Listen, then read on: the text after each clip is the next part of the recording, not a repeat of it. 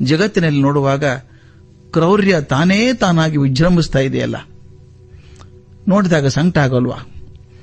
ನಮ್ಮ ಮನಸ್ಸಿನಲ್ಲಿದ್ದಂಥ ಕರುಣೆ, ದಯೆ, ಪ್ರೀತಿ ಒಣಗಿ ಹೋಗ್ತಾ ಇದ್ದಾವ.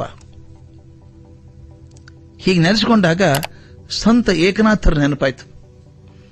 ಮಹಾರಾಷ್ಟ್ರದ ದೊಡ್ಡ ಸಂತ ಏಕನಾಥರು. ದಯೆಯ ಪ್ರತಿರೂಪ ಆಗಿದ್ದಂಥವ್ರು ಏಕನಾಥರು.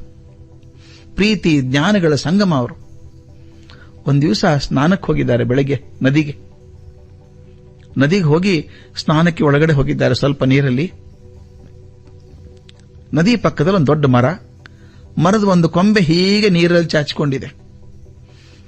ಇವರು 2 ಮುಳುಗು ಹಾಕಿದ್ರು.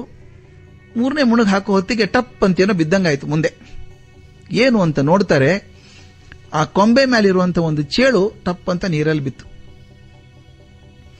ಚೇಳಿಗೆ ಈಜೋಗಿ ಬರಲ್ಲ, ಮುಳುಗು ಹೋಗ್ತದೆ. ಅದು ಒದ್ದಾಡ್ತಾ ಇತ್ತು. ಇವರು ದಯೆ ಅಂತ ಹೇಳಿದ್ನಲ್ಲ, ಏಕನಾಥರ ದಯೆಗೆ ಅವರೇ ಸಮ. ಪಾಪ ಚೇಳು ಸತ್ತೋಗುತ್ತಲ್ಲ ಅಂತ ನೋಡಿದ್ರು. ಏನೂ ಇಲ್ಲ ಕೈಯಲ್ಲಿ, ಪಾತ್ರೆ ಇಲ್ಲ, ಏನೂ ಇಲ್ಲ. ಹೇಗಪ್ಪ ಪಾರು ಮಾಡೋದು, ಸತ್ತೋಗ್ಬಿಡುತ್ತಲ್ಲ ಇದು ಅಂತೇನ್ ಮಾಡ್ಕೊಂಡು ತಮ್ಮ ಬಲಗೈಯನ್ನ ಚಾಚಿ ಚೇಳನ್ನ ಕೈಯಲ್ಲಿ ತಗೊಂಡ್ರು. ದಂಡೆ ಮೇಲೆ ಬಿಟ್ಟು ಬರಬೇಕು ಅಂತ. ಮೊದಲೇ ಗಾಬರಿ ಆಗಿದ್ದು ಜೀವಕ್ಕೆ ತಡಬಡಿಸ್ತಾ ಇರುವಂತಹ ಚೇಳು ಅಂಗೈ ಸಿಕ್ಕ ತಕ್ಷಣ ಚಕ್ ಅಂತ ಕಚ್ಚಿಬಿಡ್ತು. ಅಯ್ಯೋ ಅಂತ ಜಾಡಿಸ್ಕೊಡ್ರು ಇವರು.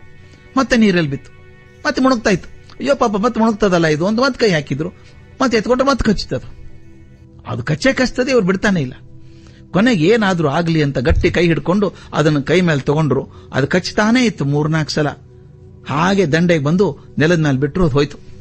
ಅಲ್ಲೊಬ್ರು ಕೂತು ಪೂಜೆ ಮಾಡ್ತಾ ಇದ್ರು ನದಿ ದಂಡೆ ಮೇಲೆ. ಅವರಂದ್ರು, ಏಕನಾಥ್ರೆ ನಿಮ್ಗೇನು ಅರಳುಮರಳಾಗಿದೆಯಾ, ಬುದ್ಧಿ ಇದೆಯಾ, ಜ್ಞಾನಿಗಳು ನೀವು? ಆ ಚೇಳನ್ ತಂದು ಬಿಡ್ತೀರಲ್ರಿ, ಹೇಗೋ ಸತ್ತು ಹೋಗ್ತಿತ್ತು, ಒಳ್ಳೇದಾಗ್ತಿತ್ತು. ನೀರಲ್ಲಿ ಬಿದ್ದದು ಕೆಟ್ಟ ಜೀವ, ಕಚ್ಚೋದೇ ಕೆಲಸ ಅದ್ರದ್ದು. ಅದನ್ನ್ಯಾಕೆ ತಂದ್ಬಿಟ್ರಿ? ನೋಡ್ತಾ ಇದ್ದೆ ನಿಮ್ಮನ್ನ 3 ಸಲ 4 ಸಲ ಕಚ್ಚಿಸ್ಕೊಂಡ್ರಿ, ತಂದು ಬಿಟ್ರಿ ದಂಡೆ ಮೇಲೆ. ಅದನ್ನ ಹುಚ್ಚಲ್ವಾ ನಿಮಗೆ? ಏಕನಾಥರನ್ನ ಕೇಳ್ತಾರೆ, ಕಚ್ಚೋದು ಅದರ ಸ್ವಭಾವ ಸ್ವಾಮಿ, ಉಳಿಸೋದು ನನ್ನ ಸ್ವಭಾವ. ಕಚ್ಚೋ ಸ್ವಭಾವ ಅದು ಬಿಡ್ಲಿಲ್ಲ ಅಂತ ಉಳಿಸೋ ಸ್ವಭಾವ ನಾನ್ ಬಿಡ್ಬೇಕಾ? ಆದ್ರಿಂದ ಅದು ಕಚ್ಚೋ ಪ್ರಾಣಿ ಕಚ್ಚಲಿ, ಉಳಿಸೋ ಮನಸ್ಸು ನನಗಿದೆ, ಉಳಿಸ್ತೀನಿ ಅಂತ. ಇದು ನನಗೆ ಜೀವನಕ್ಕೊಂದು ದೊಡ್ಡ ಪಾಠ ಆದಂತಹದ್ದು.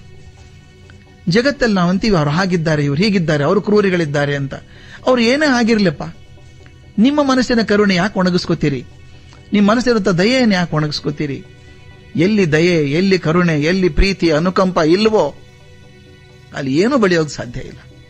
ಮನಸ್ಸು ಮರುಭೂಮಿ ಮಾಡ್ಕೊಳ್ಳೋದು ಬೇಡ. ನಾವು ಏಕನಾಥರ ಹಾಗೆ ಚೇಳು ಕಡಿಸ್ಕೊಳ್ಳೋಕ್ಕಾಗದೆ ಹೋದ್ರೂ ಕೂಡ ಮತ್ತೊಬ್ಬರ ಕಟಕಿ ಮಾತು, ಒರಟು ಮಾತು, ಚಿಂತೆ ಅಷ್ಟು ದುಃಖ ಪಡಬೇಡಿ.